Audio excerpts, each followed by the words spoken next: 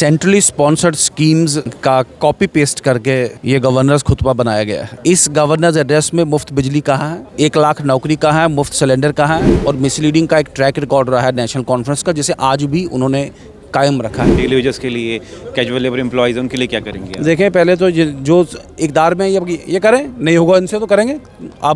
आप क्यों फिक्र कर रहे हैं? क्योंकि जितने भी डेली वेजेस हैं उनने यही आस लगाई थी कि भाजपा हमारा कुछ भला करेगी।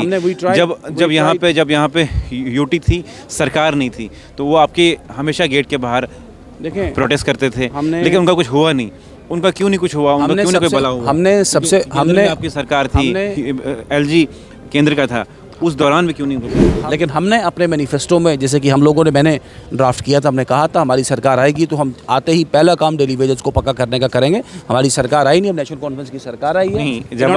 जब आपकी सरकार सेंटर में थी तब क्यों नहीं किया? मैंने कहा आपको, देखें लेफ्टिनेंट गवर्नर महोदय को करना चाहिए था, हमने उसको प्रेशर किया, लेकिन चूंकि 2 बातें थी, मैंने कहा ये पॉलिटिकल फॉर्म ऑफ गवर्नेंस रहती है और मेजर पॉलिसी डिसीजन इस सरकार पे नहीं होते हैं, तो इसीलिए किसी वजह से लोग रह गए। जम्मू कश्मीर यूटी का पहला बजट सेशन शुरू हो चुका है। मेरे साथ है भाजपा के एमएलए रणबीर सिंह पठानिया, एडवोकेट हैं आप पेशे से और एमएलए भी हैं। किस तरह देखते हैं इस बजट को, जिस तरह एलजी साहब ने स्पीच दी अपनी और एड्रेस किया बजट सेशन को, किस तरह देखते हैं आप? पहले ये बताइए। सेंट्रली स्पॉन्सर्ड स्कीम्स का कॉपी पेस्ट करके ये गवर्नर्स खुतबा बनाया गया है।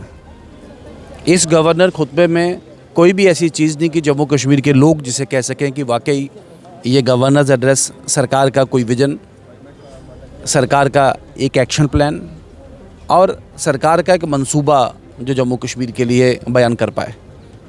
हमने पहले भी कहा, लोक लुभावने और कभी ना पूरे होने वाले वायदे और प्रॉमिस नेशनल कॉन्फ्रेंस ने अपने घोषणा पत्र में किए, जिनकी पास जिसे कहते हैं नियर फ्यूचर में उनका पूरा करने की अब ये बात करने से कतराते हैं। इस गवर्नर्स एड्रेस में मुफ्त बिजली कहाँ है, 1 लाख नौकरी कहाँ है, मुफ्त सिलेंडर कहाँ है, इस सब के अलावा अब मुझे आपसे एक सवाल पूछना चाहूँगा। आप जो बात कर रहे हैं नेशनल कॉन्फ्रेंस के मैनिफेस्टो की, जब केंद्र ने बजट दिया, वो 41,000 करोड़ रुपये बजट दिया, उसमें से 10,000 करोड़ पुलिस के लिए दिया, 31,000 करोड़ वो दिया जो सेंट्रल स्पॉन्सर्ड स्कीम है उनको पूरा किया जाए। बजट कहाँ दिया आपकी सरकार ने, सेंट्रल सरकार ने जम्मू कश्मीर के लिए? तो वो नेशनल कॉन्फ्रेंस वाले अपना मैनिफेस्टो पूरा देखें। सॉरी, स्माइल आपको भी आई। भारत सरकार का आपके ध्यान में रहे, तकरीबन जो एलोकेशन है जम्मू कश्मीर के लिए बराबर रही है। लेकिन अगर चुनी हुई सरकार से अगर आप इसको कंपेयर करें, आप यूटी के बजट से कंपेयर मत करें, पिछले यूटी के बजट से, चुनी हुई सरकार जब लास्ट थी यहाँ और इस बार की बजट एलोकेशन को देखें तो डबल पैसा तकरीबन जम्मू कश्मीर में आया है। अब नेशनल कॉन्फ्रेंस बोले आसमान उतारो, तो उसके पैसे भारत सरकार देगी। जम्मू कश्मीर यूटी के लिए special financial aid, special financial कोई पैकेज दी जाए। मैंने कहा ये लोग तभी तो मैनिफेस्टो पूरा कर पाएंगे। हर डिस्ट्रिक्ट, आप स्माइल कर रहे, देखिए जब तक ये स्पेशल पैकेज नहीं मिलेगी मैनिफेस्टो कहाँ से? मेरी बात सुन रहे ध्यान से। हर डिस्ट्रिक्ट की जो एलोकेशन है डबल की गई है, और जो चुनी हुई सरकार का बजट और यूटी का बजट है उसमें डबल जंप है। अगर आपको कोई एश्योर्ड सोर्स ऑफ फंडिंग नहीं तो फिर आपने बड़ी बातें किस लिए की है? अब एक बात और सुन लें, जो ये बार ये रोना रो रहे हैं कि हमारे पास है कुछ नहीं, एक लॉ एंड ऑर्डर को छोड़ के सब विभाग इनके पास है, सब डिपार्टमेंट इनके पास है, अर्निंग कैपेसिटी क्षमता इनके पास है। ये तो बड़ी ऑटोनॉमी की उसकी बात करते हैं, तो क्यों भारत सरकार की उसकी एड पे डिपेंड है? क्यों स्पेशल पैकेज? बट फॉर आप सोर्सेज क्यों ना क्रिएट करेंगे यहाँ पे, जिससे आप जम्मू कश्मीर के नहीं कर सकते तो हम क्रिएट करके देंगे। This is my challenge before you. आप छोड़िए सरकार, हम बनाएंगे और हम इससे आधे बजट में सारी जिसे कहते कैपेबिलिटीज पूरी करेंगे। फिर कौन सी बात है उसमें? जिस तरह ये भी खबरें आ रही थी कि आप शेडो कैबिनेट बनाएंगे, उस पर क्या कहेंगे आप? देखिए, मैंने वो स्टेटमेंट देखा नहीं है, बयान देखा नहीं, मैं उस पर कमेंट नहीं करूँगा। किसने कहा किसने नहीं कहा, मेरे ध्यान से गुजरा नहीं है वो। लेकिन डिसीट, धोखा, फरेब और मिसलीडिंग का एक ट्रैक रिकॉर्ड रहा है नेशनल कॉन्फ्रेंस का, जिसे आज भी उन्होंने कायम रखा है। आज तकरीबन 6 महीने आगे सरकार को यहाँ पे 5वां महीना लेके चलें सरकार को लगा है, और उसके बावजूद भी सरकार ने जो भी कमिटमेंट्स जम्मू कश्मीर के लोगों के साथ की हैं वो सिर्फ एक डैम्प स्क्रिप्ट जिसे कहते हैं, वो फ्रॉड है, वो धोखा है। अब मुझे ये बताइए कि अब बजट सेशन शुरू हो गया है। पिछली बार जो सेशन था श्रीनगर में 3 दिन का था, अब क्या आपका एक्शन प्लान है? इस बजट में क्या करेंगे अब जम्मू कश्मीर की जनता के लिए? देखिए, जम्मू कश्मीर के लोगों के विषय उभारेंगे, डेली वेजर पक्के करने होंगे इनको। ये तो छुप के नहीं बैठेंगे उसकी तरह, मगरमच्छ वाले आंसू और शुतुरमुर्ग की तरह रेत में घुस के बैठ जाएंगे वहाँ पे कि जो भारत सरकार जब देगी तो देगी। अरे भारत सरकार देगी तो आपने चुनाव क्यों लड़ा? फिर तो भारत सरकार की सरकार बनती है। तो ये ऐसी बातें मत करें। हर चीज़ का भंडा भारत सरकार के फोड़ने की इस एक्टिविटी से बाज है। मैंने कहा एक लॉ एंड ऑर्डर को छोड़ के सब डिपार्टमेंट्स इनके पास हैं और ये एक नया आर्गूमेंट डेवलप हो जाएगा कि हर एक रियासत में सरकार बनेगी और बोलेगी चूंकि भारत सरकार मुझे दे नहीं रही तो मैं अपनी कमिटमेंट पूरी करूँगा नहीं। This is a very strange argument and which could not be, which should not be and which would not be propagated एक इलेक्टेड फॉर्म ऑफ सिस्टम है। ये मैं आपके ध्यान में ले आऊँ। आप क्या करेंगे डेली वेजेस के लिए, कैजुअल लेबर एम्प्लॉयज़ उनके लिए क्या करेंगे आप? देखें पहले तो जो इकदार में ये करें, नहीं होगा इनसे तो करेंगे। आप क्यों फिक्र कर रहे हैं? क्योंकि जो जितने भी डेली वेजेस हैं उनने यही आस लगाई थी कि भाजपा हमारा कुछ भला करेगी। जब यहाँ पे यूटी थी, सरकार नहीं थी, तो वो आपके हमेशा गेट के बाहर देखें प्रोटेस्ट करते थे, लेकिन उनका कुछ हुआ नहीं।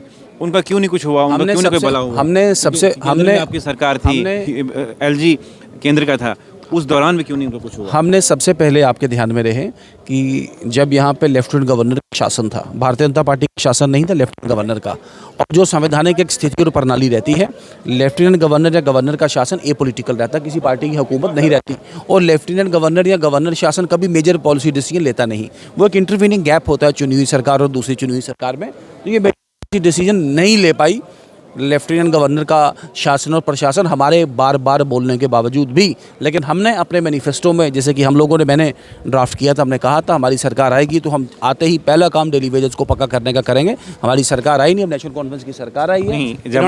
जब आपकी सरकार सेंटर में थी तब क्यों नहीं किया? मैंने कहा आपको, देखें डेली वेजेस जम्मू कश्मीर का सब्जेक्ट है। डेली वेजेस केंद्र सरकार के मुलाजमीन नहीं है, भारत सरकार उनको पक्का, भारत सरकार, अरे भाई भारत सरकार नहीं पक्का कर सकती उनको। मेरी बात सुने आप, उसमें भारत सरकार देखें लेफ्टिनेंट गवर्नर महोदय को करना चाहिए था, हमने उसको प्रेशर किया, लेकिन चूंकि दो बातें थी, मैंने कहा ये एक पॉलिटिकल फॉर्म ऑफ गवर्नेंस रहती है और मेजर पॉलिसी डिसीजन इस सरकार पे नहीं होते हैं, तो इसीलिए किसी वजह से लोग रह गए।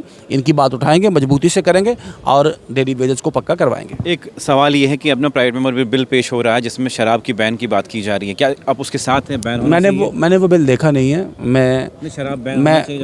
मैं बजाते खुद जो ओपिनियन है, मैं तो शराबबंदी के फेवर में हूँ, मेरा पर्सनल ओपिनियन।